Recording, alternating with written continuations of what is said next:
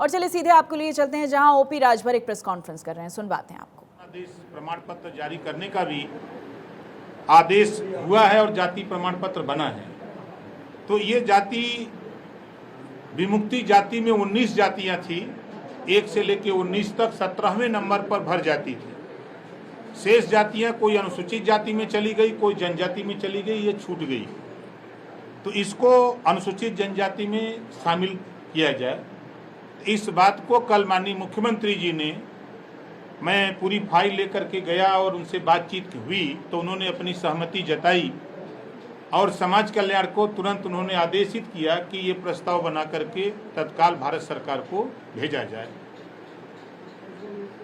और ये होने से जो निचली पायदान पे खड़ा भर राजभर जाति, आज इसके न IAS हैं न IPS हैं, न कहीं दरोगा मिलते हैं, न सिपाही मिलते हैं, न बाबू मिलते हैं।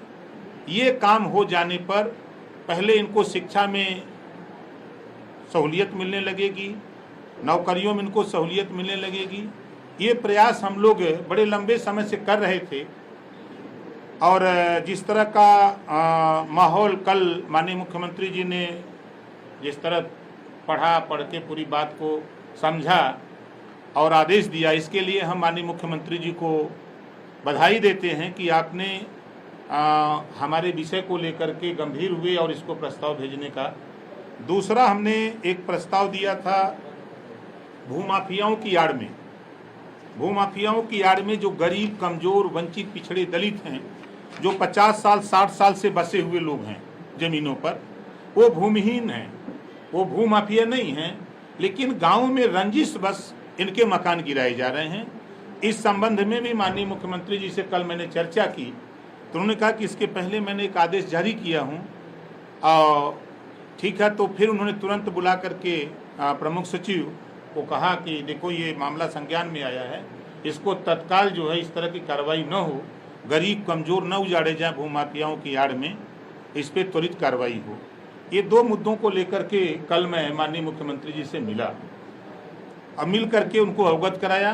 तो आप लोगों के माध्यम से ये मैसेज हमारे समाज के, जब सदन में हम इस बात को लड़ते हैं तो ना तो सपा के राजभर नेता बोलते हैं, ना बीजेपी के बोलते हैं।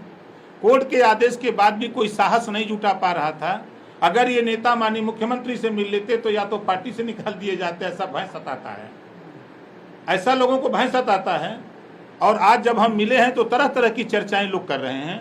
ये समाज की लड़ाई है, समाज की लड़ाई सबके बस का नहीं होता है।